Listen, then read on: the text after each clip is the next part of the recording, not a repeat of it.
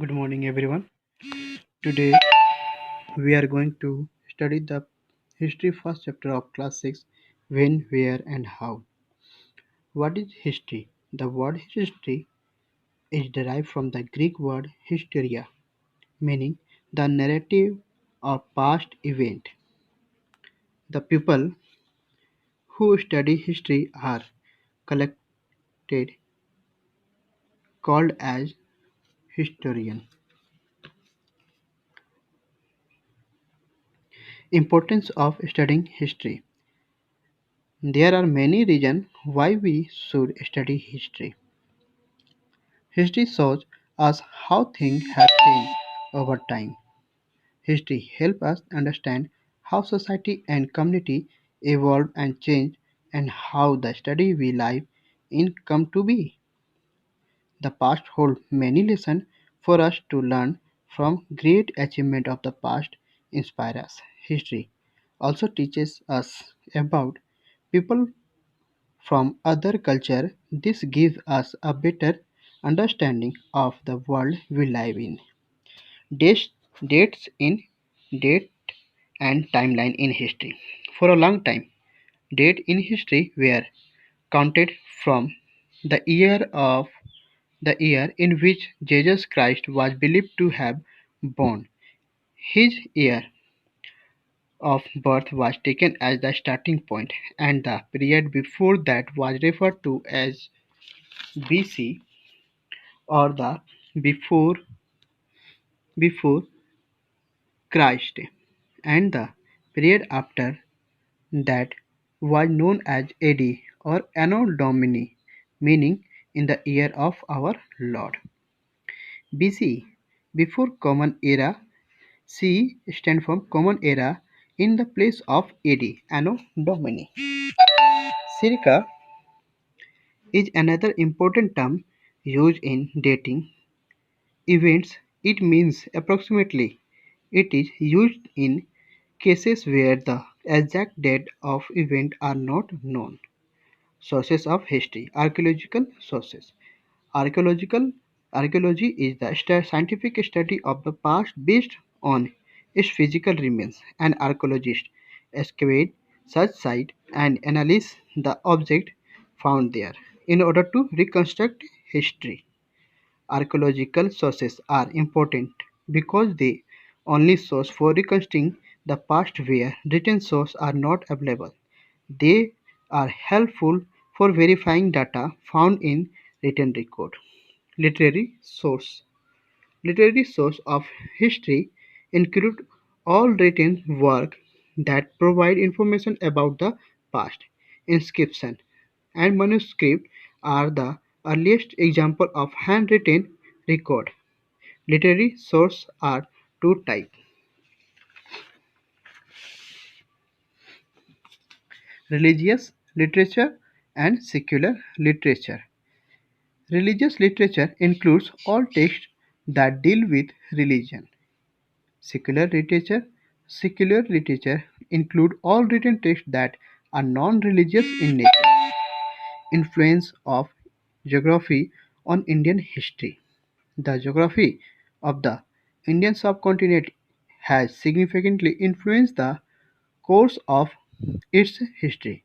The Himalayan ranges in the north acted as a natural barrier and prevented many invaders from attacking India from the north. Because of Indian long coastline, people in India always enjoy trade relations with many countries that lay across the sea. Later, the same sea made it possible for foreign power like the British to come here and establish empire. जैसा कि हम लोग देख चुके हैं इतिहास के पहले अध्याय में, कक्षा 6 के, कि इतिहास क्या है। तो इतिहास ग्रीक भाषा के हिस्टोरिया से निकला है, जिसका साफ मतलब होता है स्थानीय स्थानीय का बीते हुए घटनाओं का कालक्रम। जो लोग इन घटनाओं को पढ़ते हैं उन्हें इतिहासकार कहते हैं। हमें इतिहास या हिस्ट्री महत्व रूप से पढ़ना चाहिए, क्योंकि ये हमें दिखाती है उन सभी परिवर्तनों को जो समय के अनुसार परिवर्तित हुए हैं। साथ ही साथ उन सामाजिक और सामुदायिक सभी परिवर्तनों को जो कि समुदाय में परिवर्तित होकर आज हमें विकसित रूप में मिलते हैं। साथ ही साथ ये वैसे बीते हुए कालों को अपने साथ में लिए रहते हैं, जिससे हमें कई बड़ी उपलब्धियों को देखते हैं और उससे हम गौरवान्वित महसूस करते हैं। साथ ही साथ इतिहास हमें सिखाता है कि किस तरीके से दूसरे कल्चर से, संस्कृति से हम सीख सकते हैं और कैसे हम एक दूसरे के बीच में समझ को स्थापित करेंगे और किस तरीके से इस विश्व में रह सकेंगे। अब तारीख और समय इतिहास में काफ़ी लंबे समय से तारीख इतिहासकार जो है करते थे। कहाँ से? तो उस साल से जिस साल में माना जाता है कि जीसस क्राइस्ट का जन्म हुआ था। जिस समय जीसस क्राइस्ट का जन्म हुआ था उसको उन्होंने स्टार्टिंग पॉइंट माना है और उसके पहले के पीरियड को उन्होंने बिफोर जीसस क्राइस्ट के नाम से रेफर किया है और उसके बाद वाले पीरियड को उन्होंने एनो डोमिनी के नाम से माना गया है। इसी को ही आगे चलकर जो है बताया गया है कि एनो डोमिनी का मतलब होता है कि वैसा वर्ष जो कि हमारे भगवान का समय है। वहीं पे BCE बिफोर कॉमन एरा, ये BC के लिए उपयोग में लाया गया। CE कॉमन एरा जो कि एनो डोमिनी की जगह पे यूज किया जाता है, उपयोग में लाया जाता है। इसका एक अन्य प्रकार का महत्वपूर्ण मात्रक है जिसके सहारे हम डेटिंग करते हैं, तारीख अनुमान लगाते हैं जिस किसी घटना का एग्जैक्ट डेट या पूर्ण रूप से सटीक तारीख या डेट का पता ना होता हो उसके लिए। सोर्सेस ऑफ हिस्ट्री में हम देखते हैं वैसे आर्कियोलॉजिकल सोर्सेस, जो कि आर्कियोलॉजिकल सोर्सेस वैसे जो वैज्ञानिक तर्क सिद्धांत पे काम करता है, जो कि भौतिक रूप से मौजूद अवशेषों का अध्ययन करके भूगर्भवेत्ता जो है उसके एनालिसिस करते हैं और कोशिश करते हैं कि उसके इतिहास को पूरा दोबारा बनाया जा सके। साथ ही साथ ये सबसे ज़्यादा इसलिए इम्पोर्टेंट है क्योंकि आर्कियोलॉजी के द्वारा ही हम बीते हुए काल को रिकंस्ट्रक्ट कर सकते हैं कि उस समय क्या घटना घटी होगी। ठीक है, साथ ही साथ ये भी होता है कि ये लोग वेरीफाइंग करते हैं, उसकी गुणवत्ता की जांच करते हैं और वेरीफाई करने के बाद ही किसी तरह के रिपोर्ट पर ये विश्वास करते हैं। लिटरेरी सोर्सेस जो है इतिहास में वो सभी रिटेन लिखित रूप से दी गई सूचनाओं को जो पिछले पिछले या बीते हुए वर्षों में लिखे गए थे, जो इतिहास के बारे में जानकारी देते हैं, उसको हम लोग लिटरेरी सोर्स कहते हैं।